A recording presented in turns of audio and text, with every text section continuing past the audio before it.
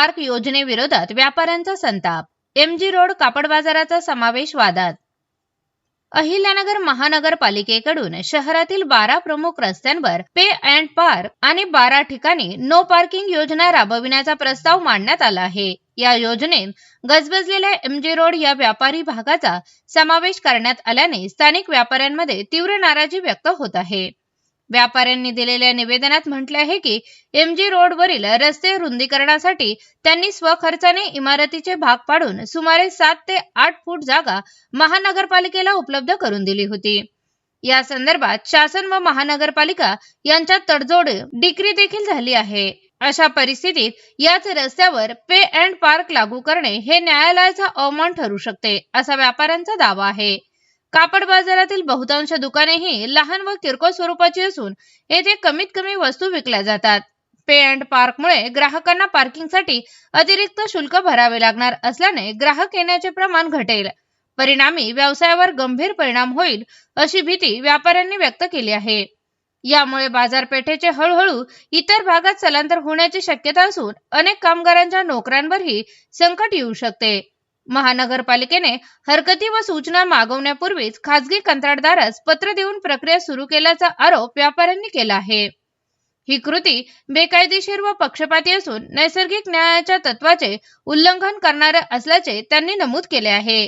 याशिवाय शहरात अद्यापर्यंत पुरेशी व सुसज्ज पार्किंग व्यवस्था उभारण्यात आलेली नसताना अचानक पे अँड पार्क योजना लागू करणे हे अव्यवहार्य व नियोजन शून्य असल्याची टीका करण्यात आली आहे।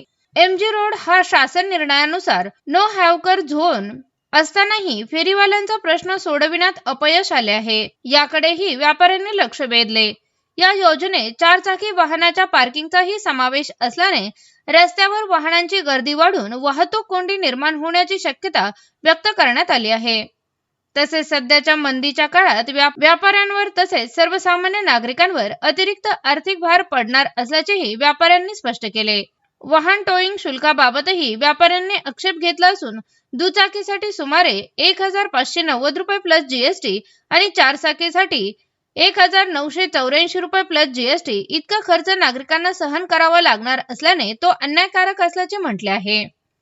तसेच शासनाकडून आधीच रस्ता कर आकारला जात असताना त्याच रस्त्यावर पे अँड पार्क शुल्क आकारणे योग्य नसल्याचे सांगत व्यापाऱ्यांनी सोलापूर, बारामती, कोल्हापूर आणि पुणे या शहराचे उदाहरणे दिले आहे।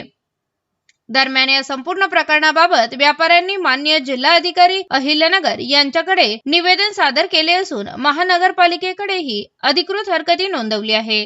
परिस्थिती तातडीने सोडवावी, अन्यथा पुढील आंदोलनाचा इशारा देण्यात आला आहे। आज कापड बाजार व्यापारी असोसिएशनच्या वतीने ही प्रेस कॉन्फरन्स घेण्यात आलेली आहे, ज्याच्यामध्ये महानगरपालिकेच्या माध्यमातून कापड बाजाराच्या घास गल्ली किंवा शहाजी रोड, त्याचप्रमाणे सारडा गल्ली, मोची गल्ली या सर्व भागात पे अँड पार्कची सुविधा सुरू केलेली आहे। सशुल्क पार्किंगची जी व्यवस्था त्यांनी सुरू केलेली आहे त्याला ठाम विरोध करण्याच्या उद्देशाने ही प्रेस कॉन्फरन्स आज घेण्यात आलेली आहे।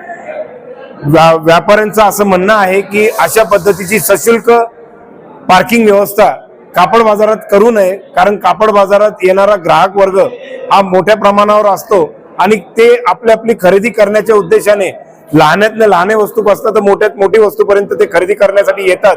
अशा वेळेस त्यांना जर का इथे येऊन पार्किंग चार्जेस द्यावे लागले तर निश्चित व्यापाऱ्यांकडे येणारा ग्राहक हा आपली पाठ फिरवेल आणि आधीच मोडकळीस आलेली जी बाजारपेठ आहे ती पूर्ण उद्ध्वस्त होऊन जाईल।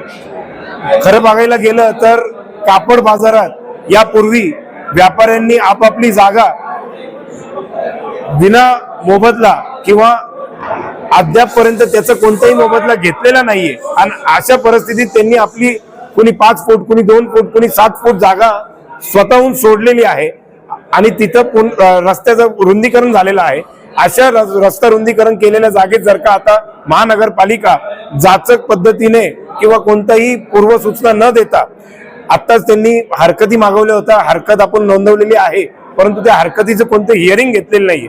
तर हिअरिंग न घेता जर का अशा पद्धतीचे चार्जेस आकारले गेले तर निश्चित ते नियमबाह्यही होणार आहे। म्हणून आमची अशी विनंती आहे की अशा पद्धतीचे कोणतेही पार्किंग चार्जेस त्यांनी कोणत्या ठेकेदाराच्या माध्यमातून किंवा खासगी कंत्राटदाराच्या माध्यमातून आकारू नये यासाठी आमचा विरोध दर्शवण्याच्या उद्देशाने आजची ही पत्रकार परिषद एमजी रोड व्यापारी असोसिएशनच्या वतीने घेण्यात आलेली आहे. नमस्कार, मी ओमप्रकाश बायड एम जी रोडवरून बोलतो मी.